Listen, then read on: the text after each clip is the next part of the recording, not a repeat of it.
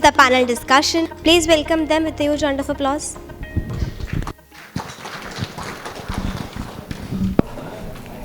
All right, so Manoj Apte, I'm not sure how many of you remember, started his session by doing a show of hands on how many of us are from learning and development and how many of us are from HR, if some of you remember.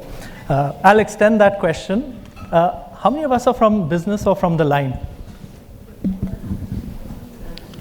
All right, super. So the reason I asked this question is because what we are here to talk about is very core to, I would imagine, almost all of your organizations and deals directly with business impact from a learning and development perspective more than at any other level, right? And one of the things that we want to discuss is, in today's day and age, with all the things that you've all spoken about, how do we look at that frontline readiness? How do we prepare our frontline people to become more confident, more capable? And in one line, how do we get them to elevate customer interactions? So I'm Kartik Mohla, and with me, I'm very grateful to have Gaurav Saxena and Sridhar with us from Aditya, Birla, and Alkem. Before we get started, let me just do a quick round of introduction. So Gaurav, as the presenter mentioned, is the Chief Distribution Officer for Aditya Birla Sun Life Insurance Bancassurance. So Gaurav looks after, I'm told, 8,000 frontline people's business productivity, and he's very passionate about not just employee development, but how it translates to business performance and shareholder value. We were actually having a chat on how well he's already doing, so more on that maybe later. Gaurav also has 25 years of experience in insurance, has been with organizations like ICICI Prudential, and is also a marathon runner. On my extreme left is Sridhar. Sridhar has had a storied experience of over 30 years at Alkem Laboratories. What's very interesting is Sridhar has actually risen from being a frontline salesperson himself to leading up all the way as a national sales manager. And most recently, he was the VP of International Business, leading 5 clusters for Alkem, which is effectively all their international business outside of India.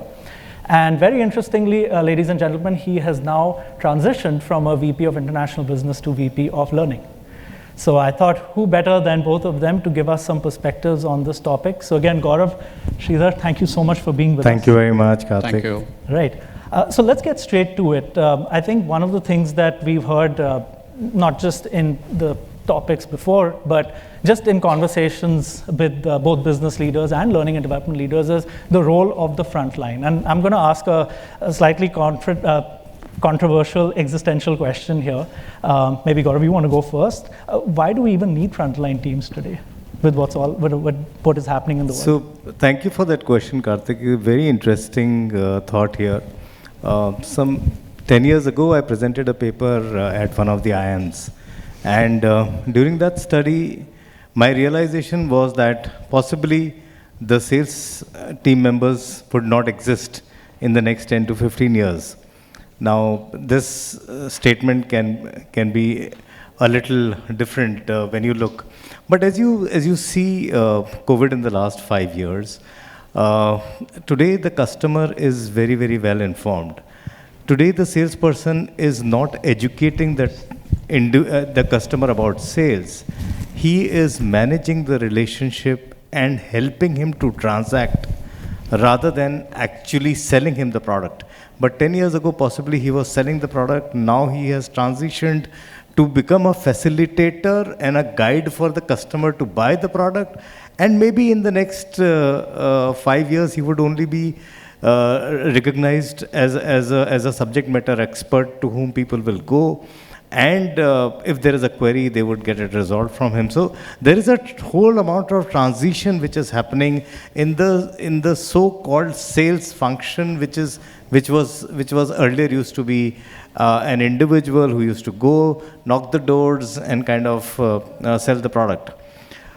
The other aspect to this is, Kartik, is that why even train the sales frontline? There is an element of aspiration which is coming into the Gen Z and Gen Alphas, and as they start hitting the roads in their workforce, there is a huge need around managing their aspirations. Today, the life cycle of an individual in the frontline role has crunched. The frontline roles are getting transitioned, and they are more focused, getting more focused in terms of either a subject matter role or a product expert role, and the whole aspirations around sales is changing, and hence it becomes very, very important for us to look at this aspect of frontline sales from only a learning and development perspective to managing aspirations and to enabling him for his own goals which he has desires for. Sridhar, why don't you weigh in on this? Because one thing which is clear is... You're saying yes, why? Absolutely. Why frontline? See, in pharmaceutical, it's a different question altogether. It's a bit tricky. In pharmaceuticals, we don't meet our end users. We don't meet our end customers. We meet a highly educated set of doctors, and highly engaged set of pharmacies. So what happens here is, your knowledge is extremely important to talk to these doctors, and we are not doing business directly. Imagine. Here, we build business through effective communication of science, period. So how do I communicate science effectively with any other tools other than human intervention? So here, see, any other industry may have different transitions and different transformations coming up. But in case of pharmaceuticals, meeting a doctor in person, meeting a pharmacist in person, I think wouldn't change for a long time to come. It was the same thing years back. It's going to be continuing even in future. What's very interesting as a statistic is you manage a field force of 14,000, Gaurav, another 8,000, that's 22,000 people. I don't manage, by the way. Yes. I work in L&D, and my company has got 14,000 on the front line. Right, absolutely. But the math still being the same, which is that 22,000 people are under your purview and between the two of you. Just for context, right, if you assume that they meet 10 customers, that's 220,000 customer interactions every single day. Now, if I would extend that to all of your workforce, we are talking in the tens of lakhs over here, right? And sitting where we are, of course, it's very difficult to understand what's happening at the customer premises itself. One takeaway that I've heard from both of you is that the whole aspect of capability development itself is blurring between what we call not just capability development, but how do you enable the person with the customer in the flow of the discussion.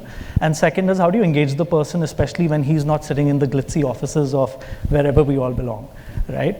What challenges do you face in that? And can you just talk a little bit about how you're addressing that currently at Aditya, Birla and Alkem? You want me to go? Yeah, sure. Yeah, please. See, in pharmaceutical promotion, again, it's very different.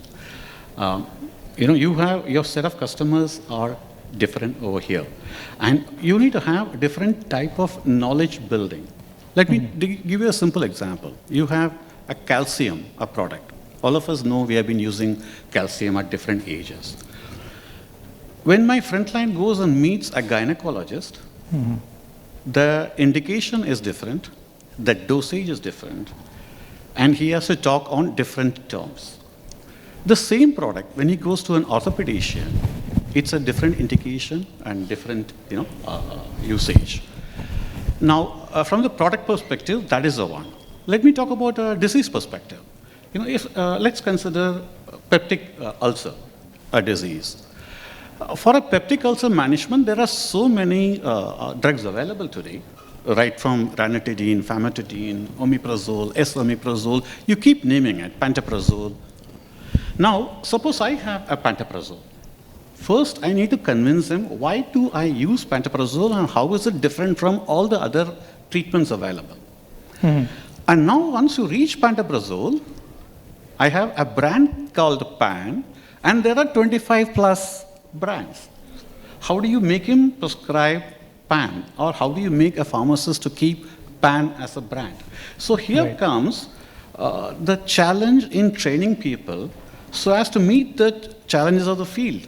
The requirement of the field is so different, you need to take that challenge and then train them accordingly. Right. And then engagement, I'll come to that later. Let's hear from him also on the challenges of training, where it has to be different. It can't be, you can't apply the same yardstick between people. Here again, I have worked in international sales also.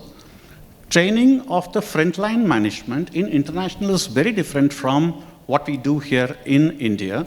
The reason is the business models are different. Okay, so I am talking from Indian perspective currently, and we will continue to talk about that only now. Hope that's fine with you. Yep. Yeah. Thanks, Sridhar. For us in BFSI, the situation is very, very different. We have a large turnover of people. People come, people go, and there's a constant need of engagement, and there is a constant need of enabling them and training them. So there are three different aspects in terms of training, enabling, and engagement. Large workforce organizations keep struggling on that aspect, and rightfully so, because our people either operates in the field or at the partner locations. So they do not have any kind of engagement with the organization. So it is firstly important for us to build that connect, build that gravitas between the employer and an employee, so that they feel connected to our culture. That's the first aspect. The second aspect is in terms of enabling them.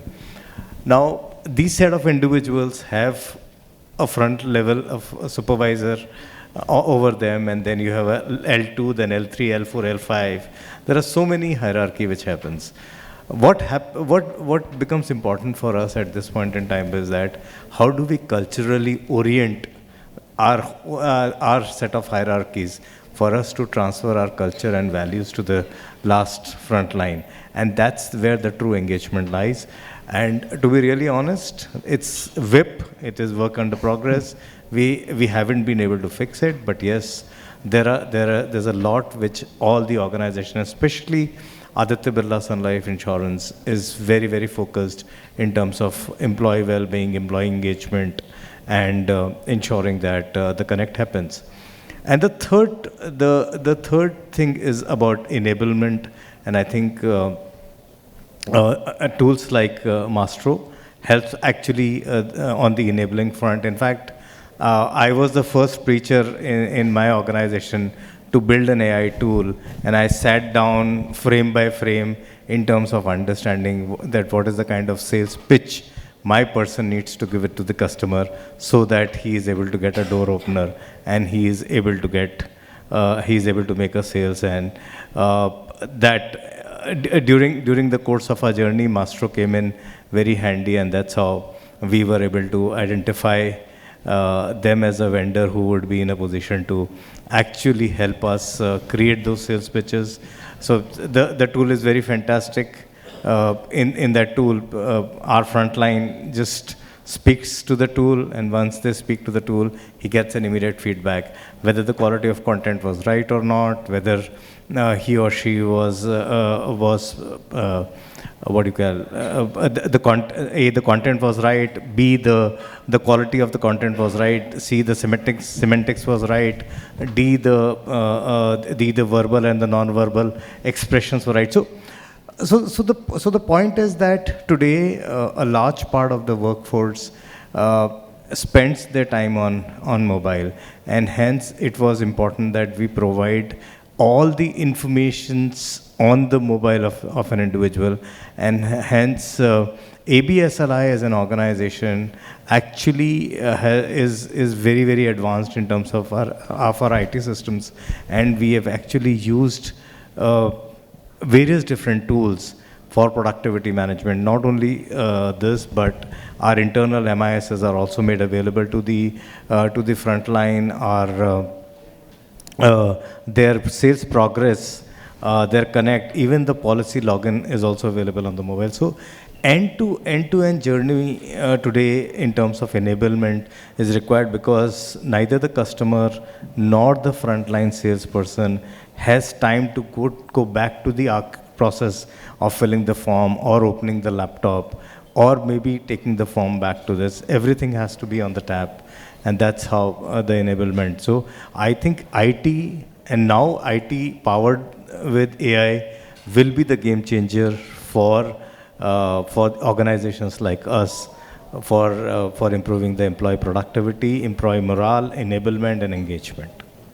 And now let me come back to engagement. It's Yeah. a different industry that we are talking about here. Yeah. See, here, when we talk about engagement, before that, let me talk about the capability, what is needed.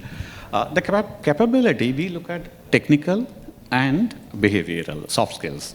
One has to be very good in communication with end customers. But to be effective communicator, you need to have a good knowledge. And therefore, important thing for us is to focus on improving his technical area. How strong is he? See, it all depends on.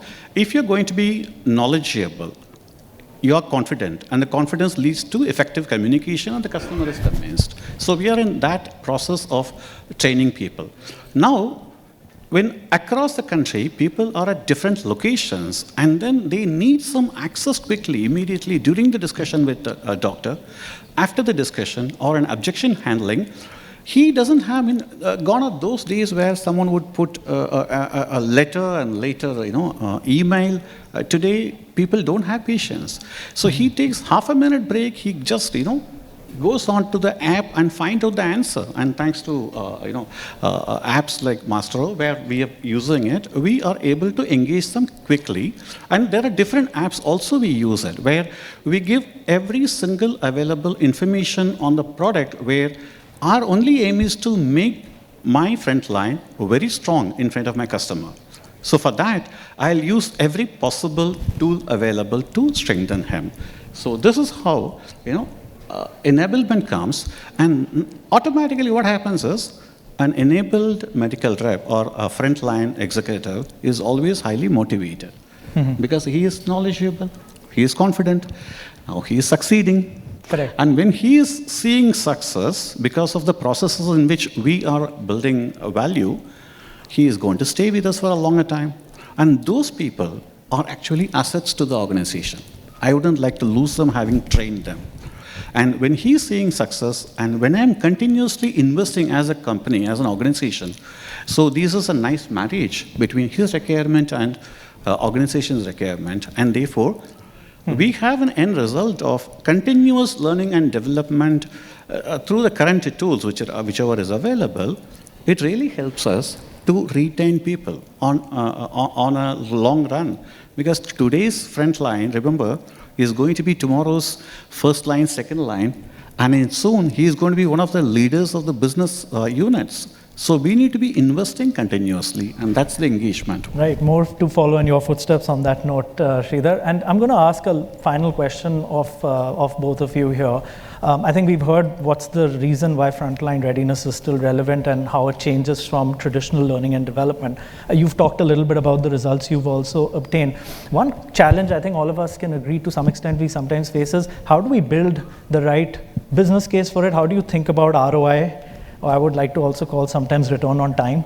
So what is your take on that, and what would you leave us with a final thought? Gaurav? Very interesting, Gaurav. Very interesting, Kartik. We are on our annual operating plan journey these days, and I think investments in learning and development is at the bottom of the pyramid. But effectively, when we look at human productivity, if we are able to establish a case that any application, for that matter, learning and development, or any productivity enhancement application, if they are able to improve the productivity level of individuals and also would be able to hold the individual better for the organization, I think any organization would like to invest in that, because ultimately what counts is the longevity of the individual in the organization and a more learned individual. So these two things effectively enables a high amount of organization growth. Sridhar, you have the final word. Yeah. See, L&D and business, they are hand in, they have to join hands towards business growth. See, sometimes I find L&D operating in a standalone structure, and business requirements are very different. The minute L&D gives what the business wants, there is always a requirement from business, and the priority level jumps up. It may not be the top, may not be the least priority, but will be moving into the top one. And business case automatically comes when there is an ownership, accountability from the L&D team to say that, look, I'm not only doing a basic training for my team, but I'm committed to ensure that this guy is continuously trained through different methodologies. Today, tools are available, fortunately for us. I can reach across the people, 14,000 people in one shot for half an hour training because tools are available, which was not the case earlier. So that amount of accountability will really develop interest from the business side, and the investments continue to happen, and there is a business case very clearly. And remember, a last word when you say, a motivated frontline, highly charged frontline, he is the one who is going to take business to much newer heights. I'll just come back to my words when I started.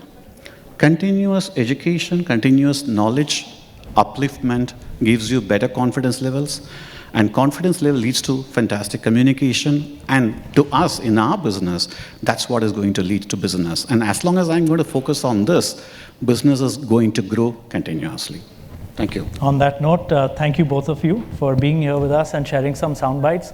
Everybody, it was really a pleasure to have all of you listen to us, and we look forward to interacting with you in the coming minutes, hours. Thank you, and have a lovely afternoon. Thank you very much, you. Kartik. Thanks everyone for listening to us. Thank you. Thank you all.